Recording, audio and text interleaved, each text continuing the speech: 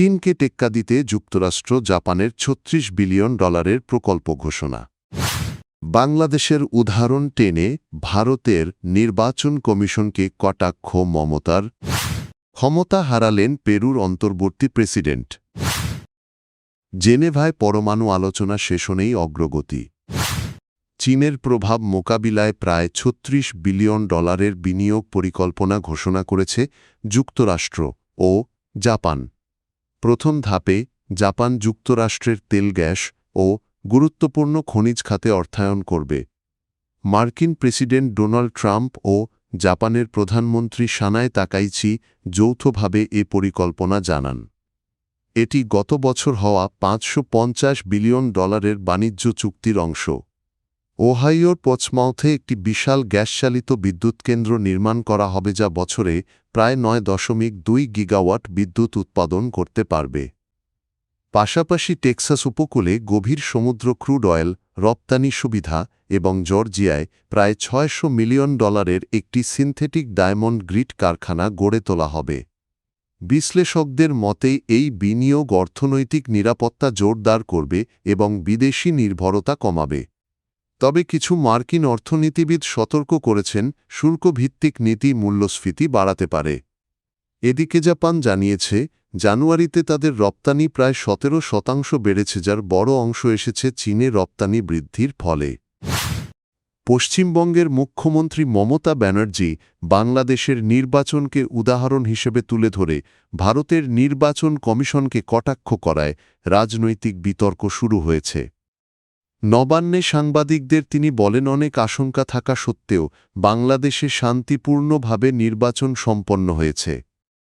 তার মতে ভারত গণতান্ত্রিক দেশ হলেও ভয় দেখানোর সংস্কৃতি গণতন্ত্রের জন্য ক্ষতিকর হতে পারে। নির্বাচন সংক্রান্ত কাজে স্থগিত 7 কর্মকর্তার বিষয়ে মমতা জানানো, তাদের বরখাস্ত করা হয়নি, অন্য প্রশাসনিক দায়িত্ব দেওয়া হবে। একই সঙ্গে তিনি প্রশ্ন তোলেন, কেন তাদের স্থগিত করা হয়েছে এবং তাদের অপরাধ কি। এদিকে মমতার বক্তব্যের তীব্র সমালোচনা করেছে বিজেপি।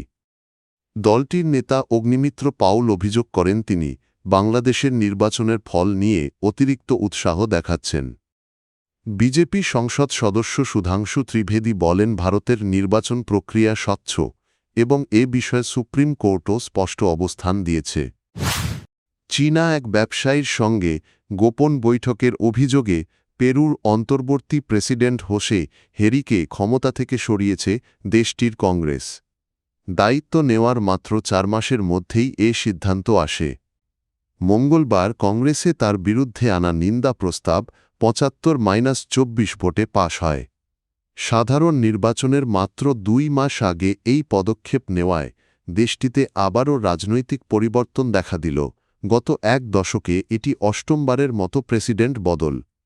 অভিযোগ অনুযায়ী রাজধানী লিমায় চীনা ব্যবসায়ী ঝিহুয়া ইয়াংয়ের সঙ্গে একাধিক গোপন বৈঠক করেছিলেন হেরি। চিফা গেট নামে পরিচিত এই কেলেঙ্কারির পর তদন্ত শুরু হয়।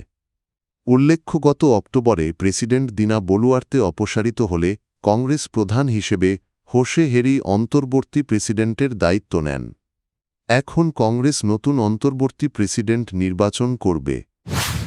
জেনেভায় পরমাণু ইস্যুতে যুক্তরাষ্ট্র ও ইরানের দ্বিতীয় দফার পরোক্ষ আলোচনা 5 ঘণ্টার বেশি সময় ধরে চললেও কোনো সমঝোতা ছাড়াই শেষ হয়েছে। ইরানের পররাষ্ট্র মন্ত্রণালয়ের মুখপাত্র ইসমাইল বাকাই জানান, চূড়ান্ত চুক্তিতে পৌঁছাতে প্রয়োজন হলে তেহরান দিন বা সপ্তাহ ধরে আলোচনায় থাকতে প্রস্তুত। পূর্ণ অর্থনৈতিক নিষেধাজ্ঞা প্রত্যাহারই ইরানের প্রধান অগ্রাধিকার বলে তিনি উল্লেখ করেন। ওমানের মধ্যস্থতায় বার্তা আদান প্রদানের মাধ্যমে এই সংলাপ অনুষ্ঠিত হয়। গত 6 ফেব্রুয়ারি মাসকাট বৈঠকের পর স্থগিত আলোচনা আবার শুরু হল। এমন সময়ক্ষণ মধ্যপ্রাচ্যে যুক্তরাষ্ট্র সামরিক উপস্থিতি বাড়িয়েছে এবং প্রেসিডেন্ট ডোনাল্ড ট্রাম্প কূটনৈতিক অগ্রগতির বিষয়ে সতর্কবার্তা দিয়েছেন। ইরান স্পষ্ট করেছে, আলোচনা শুধু পরমাণু কর্মসূচি নিয়েই সীমাবদ্ধ থাকবে, ক্ষেপণাস্ত্র কর্মসূচি আলোচনায় আসবে না। অন্যদিকে যুক্তরাষ্ট্র ইউরেনিয়াম সমৃদ্ধকরণ বন্ধ সহ আঞ্চলিক সশস্ত্র গোষ্ঠীগুলোর প্রতি সমর্থন প্রত্যাহারের মতো অতিরিক্ত শর্ত দিচ্ছে, যা ইরান বারবার প্রত্যাখ্যান করেছে।